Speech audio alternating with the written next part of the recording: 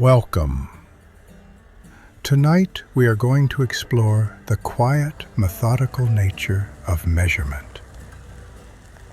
We are not interested in grand discoveries or heroic tales. Instead, we are focusing on the slow, deliberate, and often repetitive labor of 19th century cartography. As you watch the landscape pass by in this slow-moving journey, we will follow the life of David Douglas, a man whose existence was defined not by where he went, but by the relentless accuracy with which he recorded the distance between unremarkable points. There is a deep, rhythmic comfort in the precision of the past, in the way a man could spend his entire life simply trying to draw a straight line across a complicated world. Please, adjust your position, close your eyes if you wish, and let the movement of the terrain carry you forward. To understand David Douglas, you must first understand the weight of his world. In the 1820s, a cartographer's primary companion was the theodolite. It was not a delicate instrument. It was a heavy, brass-cased machine, often weighing between 15 and 20 pounds. To set it up was an exercise in extreme patience. It required a tripod of hardened wood, and the leveling process was grueling. Douglas was a man obsessed with what he called error correction. He was not a celebrated explorer. He was a man who would spend 6 hours in the cold, adjusting the legs of his tripod until they were perfectly perpendicular to the gravitational pull. Using nothing more than a simple plumb bob, he understood that a single millimeter of error at the start would translate into miles of inaccuracy by the end of his journey. In the 1820s, a degree was not a digital coordinate. It was a physical mark etched onto a silver arc. To read it, Douglas had to lean in close, shielding his eyes from the wind, and use a small magnifying glass in the dim, gray light of early morning. He lived in a world of fine lines and physical friction. There were no satellites to guide him, only the practice of dead reckoning.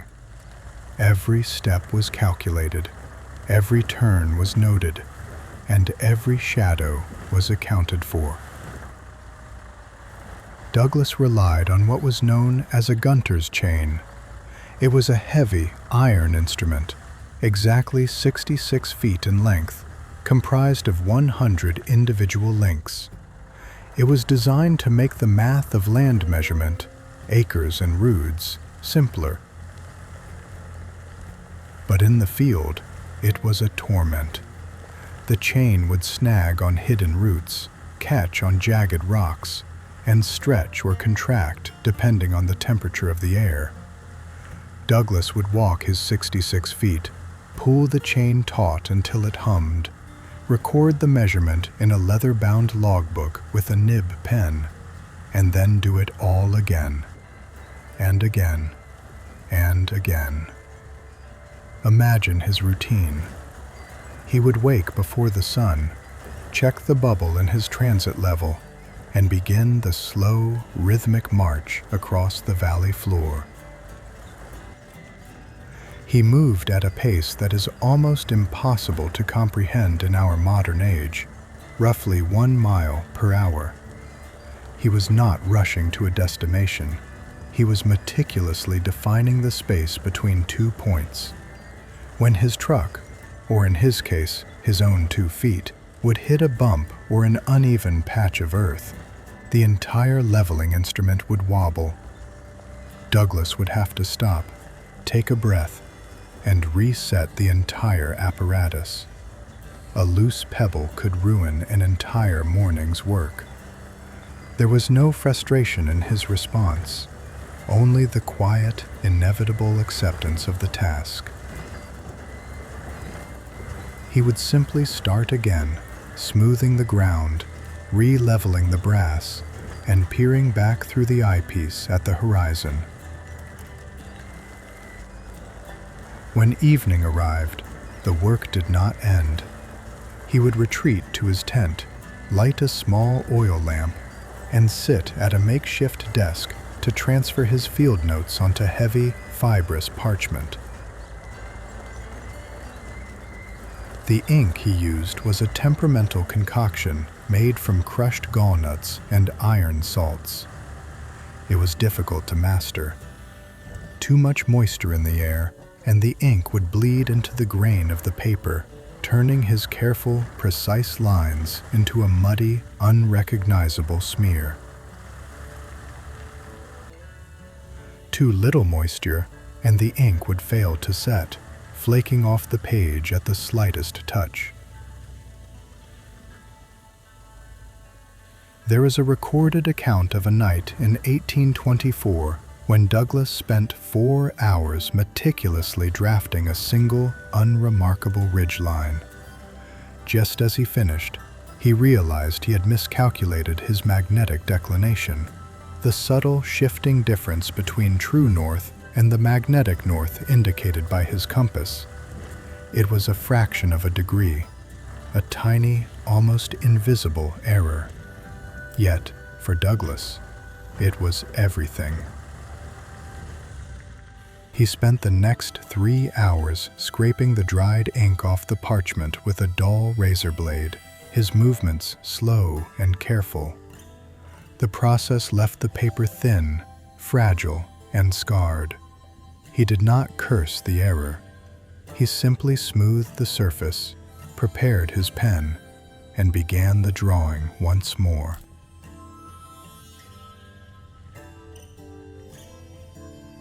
The irony of his life was that the more accurate he became, the less lost the world felt to others. By mapping the wilderness, he was, in effect, destroying the very mystery that drew him to it in the first place. Yet he remained a man who lived in the margins. He died not having changed the course of history and not having made a fortune from his charts. He left behind a collection of maps that were technically perfect, detailing the exact distance between 2 nondescript trees in a valley that almost no one would ever visit. When the sun finally dipped below the horizon, the true work of the cartographer began. It was a time of absolute stillness.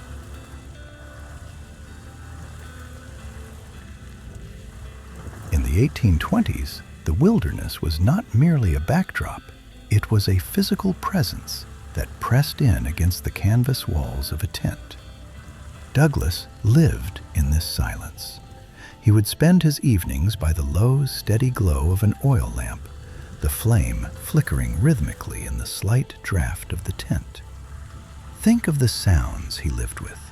The slow, deliberate scratching of a steel nib against coarse parchment, a sound like dry grass brushing against a stone. The occasional, quiet clink of brass dividers being adjusted. The soft, rhythmic breathing of a man who has spent 14 hours in physical exertion and is finally allowed to sit still. This was his sanctuary. While the world outside was vast, unpredictable, and wild, the interior of his tent was a world of his own making, defined by the geometry of his charts and the measured pace of his breathing. He spent these hours not in contemplation of the great landscapes he had traversed, but in the small details of his notes. He was obsessed with the texture of the ink, the weight of the paper, and the consistency of his handwriting. He would spend 20 minutes simply sharpening his quill, shaving the edge with a small, worn-down whetstone until the tip was as fine as a needle. This was not a waste of time. It was a form of prayer. To have a sharp nib was to have a precise connection to the earth he was documenting. There is a profound comfort in such limitation. Douglas did not have to worry about the complexities of a life lived in cities. He did not have to navigate the social demands of a crowded society. His requirements were stark: enough oil to keep his lamp lit, a steady hand to hold his pen, and enough dry paper to hold his observations. It is a state of being that is almost impossible to replicate today. We are constantly connected, constantly measured, and constantly bombarded by the noise of an accelerating world. But in the 1820s, in the shadow of a mountain range that had no name, David Douglas was entirely disconnected from everything except the physical reality of the ground beneath his feet.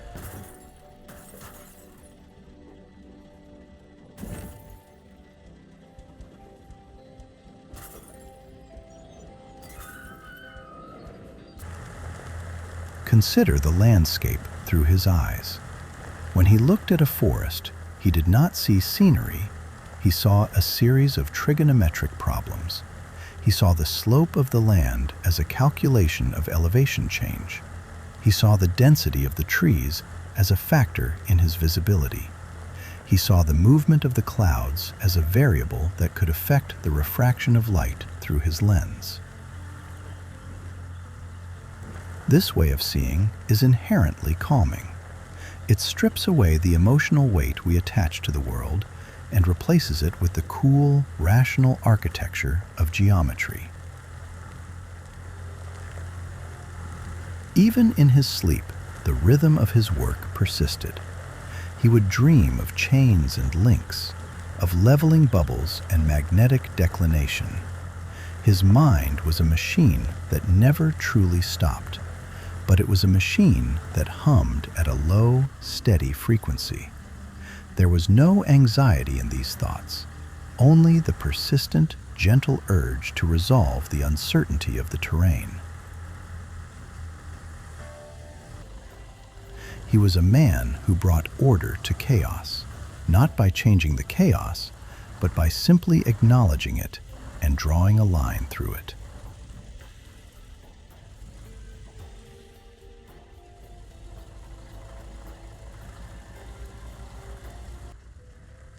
As you listen to the sound of your own breath, try to adopt this perspective. Let go of the need to understand the complexity of your own day.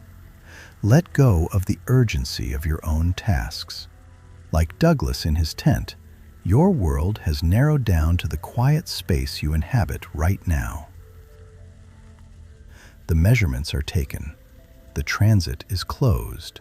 The maps are folded.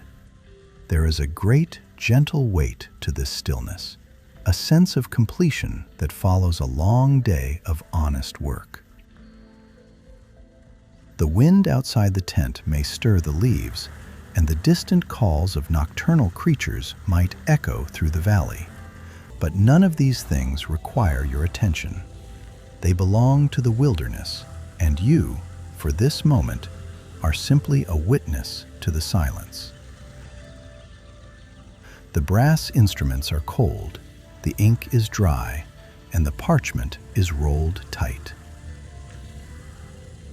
The landscape you have been traveling through, whether it is the digital world of your screen or the landscape of your memory, is now still. Let the image of that small brass theodolite on a lonely ridge fade away now. Let the silence of the 1820s wilderness settle over you. The mapping is done. The tools are packed away. There is nothing left to measure and nowhere left to go but into sleep. Rest